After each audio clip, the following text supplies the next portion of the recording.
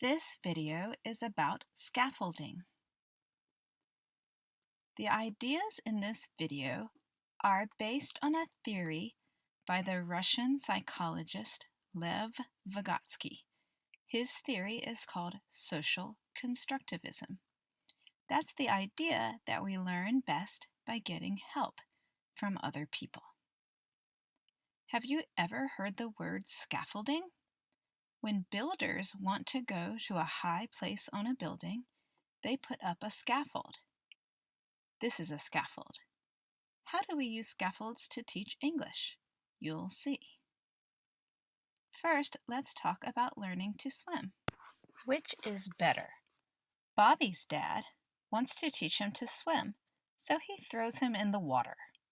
However, Susie's mom wants to teach her to swim, so she gives her this inner tube and holds her. Then, Susie's mom steps away and lets Susie swim using the inner tube. Finally, Susie's mom takes away the inner tube and Susie swims by herself. Which child will learn to swim better? Which child will like swimming more? I think it's Susie, don't you? Susie's mom knows about learning and scaffolding. First, by herself, Susie can't do anything. She might drown in the water. However, her mom helps her step by step to become independent. What Susie's mom is doing is called scaffolding. It looks a lot like this scaffolding for a building, right? Susie's mom is helping Susie step by step to learn. Lev Vygotsky, the Russian psychologist, said that the space between what a learner can do on his own and what a learner can do with help is called the ZPD, the zone of proximal development. Zone means space, proximal means next, and development means growth or learning. So this is the space in which students learn the best. How do people go forward in the ZPD? How do people learn? With help from others, either a parent, teacher, or a classmate. That help is called scaffolding. Susie's mom held her, and Susie's mom gave her the inner tube. She probably gave her some advice, too. She was helping her to learn. How can we scaffold to teach English? There are a lot of ways. Here's an example.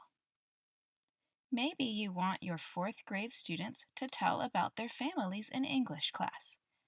What would happen if you said, "Okay, class, you're going to come to the front of the class and tell us about your family in English. Who's first? Are you ready?"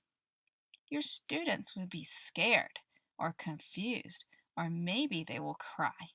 This is like Bobby's dad throwing him in the water without teaching him to swim. How can you make them feel happy and confident instead? We can scaffold these ways. First, we could have them draw a picture of their family. Next, we could teach them words for family members. Then, we could ask them to write the words on their drawings. After that, we could have them practice talking with a partner. We could teach them a sentence to use, like "This is my mother," "This is my father." Finally, they would feel more confident telling the class about their family. These are common scaffolds for speaking in English class. This is called planning. Kids can plan what they say with a drawing, so they don't have to use English first. This is called pre-teaching. It's teaching important vocabulary so that students can use new words. Next, this is called labeling. It's adding English to their drawing so that they can use the vocabulary when they speak. This is called pair sharing. It helps them to practice with only one partner. And if you give them a sentence to help them, the sentence is called a sentence frame. It has a word or two missing.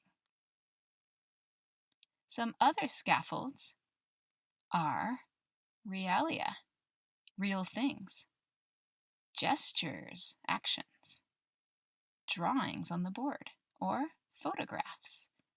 And there are many more. So let's review. Why do we need scaffolding? It gives students better and higher learning in the ZPD and more confidence in English.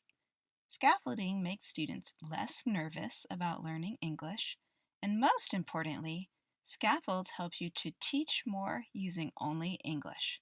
When you use pictures, sentence frames, real things, gestures, and other scaffolds, you can use less Japanese and more English. Here's one more important thing about scaffolding. It's only temporary or for a short time. When the building is finished, the builders take the scaffolding away. When learners know how to do something, take away the scaffolding. Susie's mom took away her inner tube, and now she can swim alone. She's moved up in the ZPD, and now she's independent. She's now ready for a bigger challenge, like diving. But someone needs to scaffold. Let's review what you learned in the video. The ZPD is the difference between what a learner knows with and without help. And scaffolding is what helps learners go forward or higher in their ZPD. It's how they learn. Scaffolding really helps us as English teachers because with it, we can use less of the first language and more English. Please remember to finish your note-taking paper. Also, write down any questions you have, and we'll talk about them in class. And remember, you can always watch this video again if you need to understand better. See you in class.